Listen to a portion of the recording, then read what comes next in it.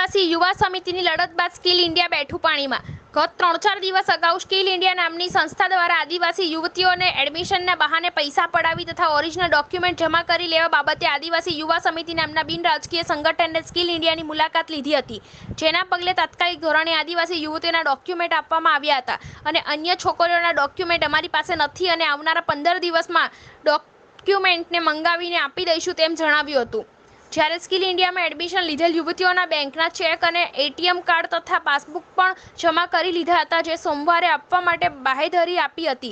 ત્યારે આજે બેંક ખાતાના એટીએમ અને ચેકબુક લેવા આજે આવેલી યુવતીઓ સાથે બીજી પણ યુવતીઓ જે પહેલા ડરના કારણે આવી ન હતી તેઓ પણ સાથે પોતાના ઓરિજિનલ ડોક્યુમેન્ટ લેવા માટે સ્કિલ ઇન્ડિયાની ઓફિસ પર આવી પહોંચી હતી, જેના પગલે આજે આવેલી અન્ય યુવતીઓને પણ પોતાના ઓરિજિનલ ડોક્યુમેન્ટ પરત આપવામાં આવ્યા હતા અને અન્ય બાકી રહેલા વિદ્યાર્થીઓના ડોક્યુમેન્ટ પણ આવનારા દિવસોમાં આપી દેવા માટે જણાવ્યું હતું।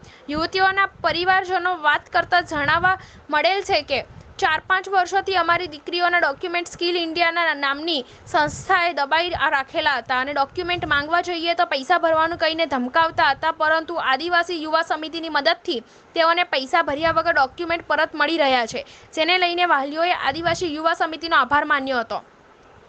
લોકોમાં અને આદિવાસી સમાજમાં ચર્ચા થઈ રહી છે કે સત્તા વગર આદિવાસી યુવા સમિતિથી જો આટલી મદદ મળી રહી છે ત્યારે આદિવાસી સમાજના નેતાઓ આવા પ્રશ્નો બાબતે કેમ ચૂપ છે।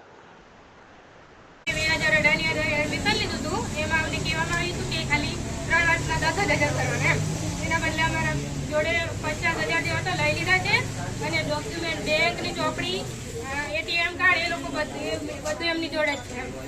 અમારી જોડે અત્યારે કશું છે નહીં અને 5 વર્ષ થઈ ગયા પણ અમને હજી રજીસ્ટ્રેશન માટે બી બોલાય નહીં અને ફોન કરે તો ઉપાડતા બી નહીં, SMS કરે તો રિપ્લાય બી નહીં આપતા। કઈ સંસ્થા છે અને કેવી રીતના આગળ ચાલતી હતી સંસ્થા ભાઈ? બીજી સ્કિલ ઇન્ડિયા 12મા મહિનામાં જવાનું હતું, એના બદલે અમને આ 7 મહિના થઈ ગયા હજી બોલાય જ નહીં અને 25,000 રજીસ્ટ્રેશન ફી અલગ લીધી છે અમારી જોડે।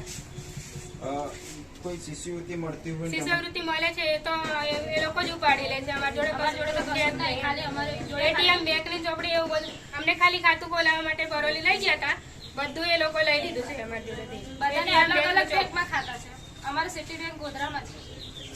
તો કોઈ એવી સહી ભાઈ કરવામાં આવે છે ચેક પર કે વગેરે? અમારી જોડે સહી કરાઈ હતી, અમારા વખતે સહી નહીં કરાઈ, અમારી જોડે લઈ લીધું છે।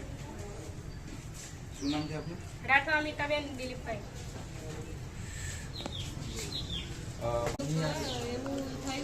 તે દિવસે મેં વિડીયો મૂક્યા ને એનું જ થયું હતું, બીજું તો આપણે કશું નહીં થયું, કેમ કે અમે પહેલાં વચ્ચે એક્ઝામ આપવાની ના પાડી હતી, બેંગલોર જવા માટે અમે ના જ પાડી હતી સર, પણ તોય અમને જબરજસ્તી લઈ ગયા હતા કે તમારે ત્યાં ચોરી થશે અને તમે પાસ થઈ જશો।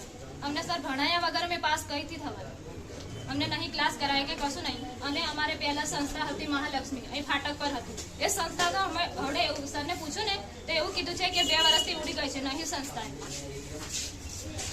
પછી તે દિવસે અમે પરમ દિવસે આવ્યા હતા તો એ સ્કિલ ઇન્ડિયાનું મૂકી દીધું પછી બીજું તો હવે પેલા સર આવ્યા છે તો કહે છે કે એક કોલેજ મારે છે તો ગોધરા બાજુના કઈ સરનું ગામ છે એ બાજુના સર અહીંયા ચલવે છે। બરાબર છે। હવે આ તમે એડમિશન લેવા આવ્યા તો તમને કઈ પ્રકારની સમજૂતી આપી હતી? એડમિશન લેવા આવ્યા ને તે વખતે અમને એવું કીધું હતું કે તમારે 3 વર્ષનું